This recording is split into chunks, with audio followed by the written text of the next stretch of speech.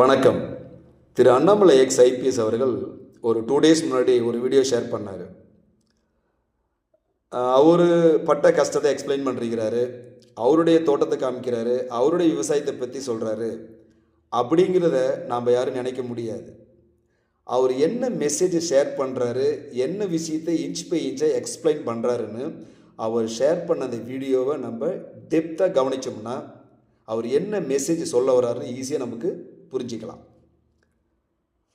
அதாவது திரு அண்ணாமலை அவர்கள் விவசாயம்னா என்ன, ஒரு விவசாயி எந்தெந்த விதத்தில் கஷ்டப்பட்டுட்டு இருக்கிறாங்க, ஒரு விவசாயி இல்லைன்னா இந்த உலகமே இல்லை அப்படிங்கிற விஷயத்தை முதல் கொண்டு ஒவ்வொரு விவசாயியும் படக்கூடிய கஷ்டங்களை டீப்பாக டெப்த்தாக இன்ச் பை இன்ச்சை எக்ஸ்பிளைன் பண்ணிருக்கிறார்.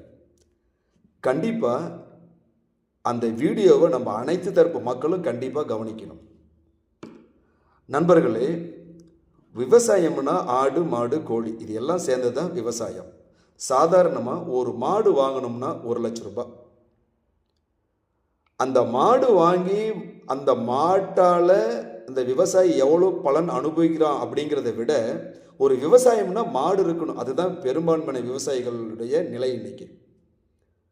இப்போ ஒவ்வொரு விவசாயியும்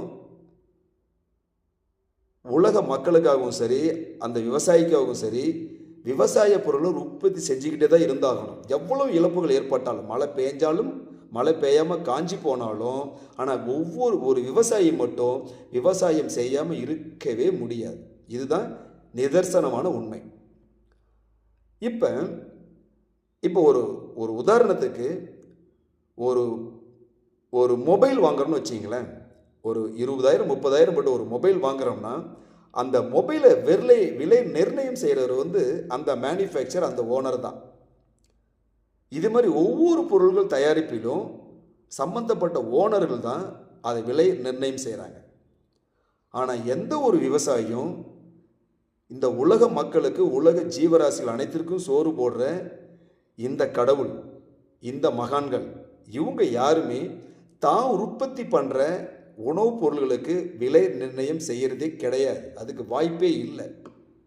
ஸோ இந்த விஷயத்தை திரு அண்ணாமலை அவர்கள் டீட்டெயிலாக இன்ச் பை இன்ச்சாக எக்ஸ்பிளைன் பண்ணிருக்கிறார்.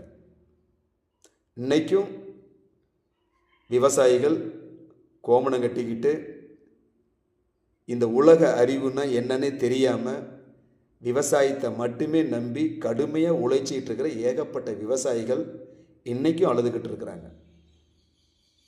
இந்த விவசாயிகளுக்கு விடிவு காலம் எப்போது?